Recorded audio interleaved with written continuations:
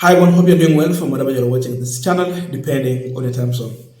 Now, there is a serious discussion in this country as far as our police officers are well equipped, and this is coming at a time when we saw a university student by the name Ian Njoroge beating up a traffic police officer so badly to an extent that the police was helpless. He was actually unable to even defend himself. Though in all this, we don't encourage what Ian Njoroge did. It is wrong. It should not be encouraged. But this has actually exposed the police. It has also exposed the government. I'm saying so because we are seeing these images, and even that video we cannot share here because the YouTube guideline does not allow it. So we can't share. But looking at those images, and they're spreading all over. And we're talking about taking police officers to Haiti to go and fight the gangs on the streets. These are gangs who manage even to kill their own president. They have even blocked their own prime minister. He cannot enter the country. He's still in the US or elsewhere. They have brought down their security agencies, and they're in charge of 70% of Haiti.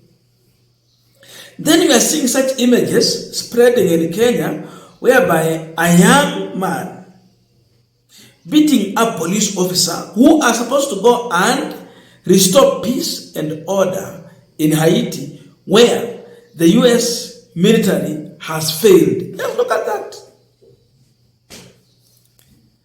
And then Danstan, who was arguing on the behalf of the complainant, really brought this issue out in as much was attempting to defend the government and the victim.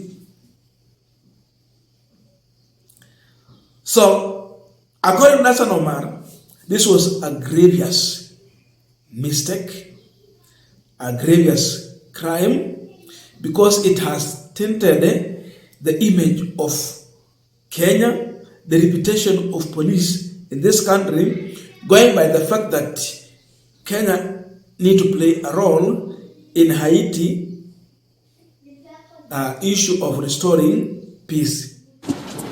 The police officer assaulted was wearing the symbol of national security, the crown.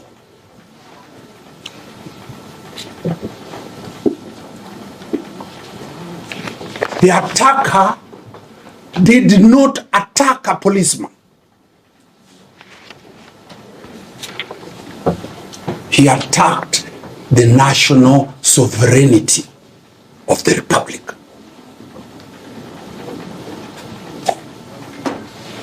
He attacked 55 million Kenyans, including himself.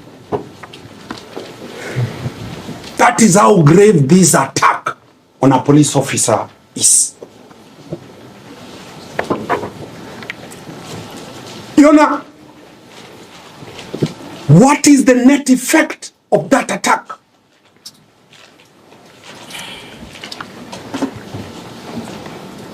The American police services failed in Haiti.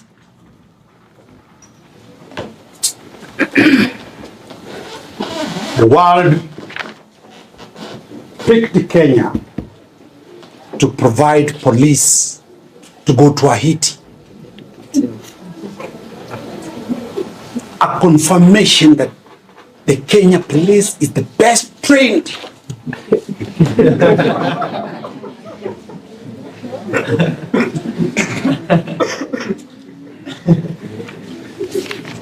This image global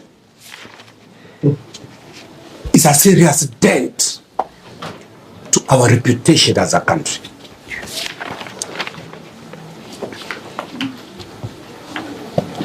It has a bearing on our pride as a nation. So the victims who are the police officers and all disciplined officers in this country,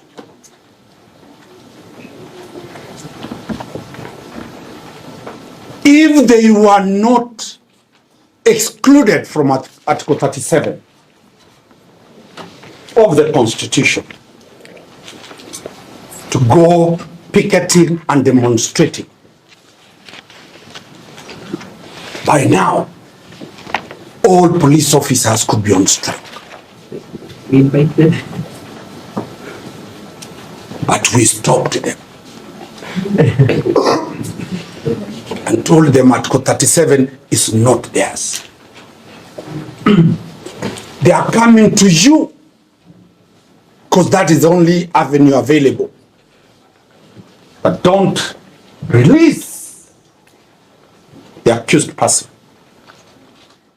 Now, having listened to Danstan Omari's argument, this shows that our police officers are not trained well to deal with the Haiti gangs. That is it. But above all, Babu Owino also jokingly made some remarks which really, it has some truth in it. Juzi tumeona kijana mdogo anaitwa Ian ambaye alikuwa anajaribu kutoa nguvu ya polisi kwa sababu wanaenda Haiti, na hiyo kitu kidogo tu ilifanya polisi sasa. Hiyo jambo kidogo tu kama kijana wa 19 years anashtua polisi hivyo. Jamani, ukienda Haiti utakuwa maiti. Ukienda Haiti tutakuwa maiti. Kijana mdogo anawashtua, mnachukua polisi 21 mnawapeleka kotini, kijana ambaye ako shuleni. Now, as we conclude our discussion, just a quick request. For those who are watching and you have not yet subscribed, please consider subscribing. To our returning subscribers, I must say thank you so much. And again, to all our viewers, please give this video a thumbs up. Thank you so much, and back to this discussion. So, just look at this scenario. If Kenyan police can be handled like this by a civilian who is not armed, and now the police officers in this country need to go and face well-armed gangs in Haiti. They are armed to the tooth with latest equipment. They have best machinery to deal with anyone who seems to be a threat to them. Wale watu wanaongoza na barbecue. So looking at this, it does not augur well with anyone who is stepping in Haiti from Kenya in the name of police to go and restore peace in Haiti. Because already the perception is that these people are being beaten by civilians who are not armed. So what about dealing with us when we are well armed? Ndio niliona siku ingine baba mwingine alikuwa amebeba placard and he was protesting that our own sons are going to be killed in Haiti. He was protesting near a court.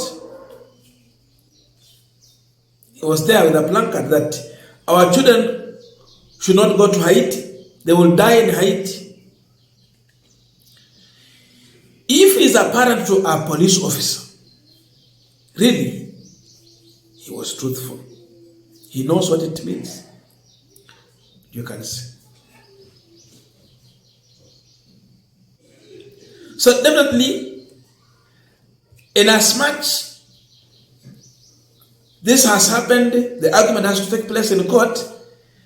You listen to Danstan Omar's argument, it confirms that indeed, that kwa sababu huyu amepigana hapa, ameharibu ile hali ya kwamba na kiwango tumeweka kama nchi ya kwamba tuko na polisi ambao wanaweza kudeal na janga lile liko kule Haiti. Lakini tukiona hii inaharibu that reputation. So sasa hata kama ingeonekana, that is still inaonyesha tu ya kwamba kuna shida hapa. Remember, Babek told the police that deal with the security issues in the street of Nairobi first, because there is no peace order in Nairobi. We're talking about bandits in Rift Valley. So they have to deal with the issues here first. And you see what is happening here?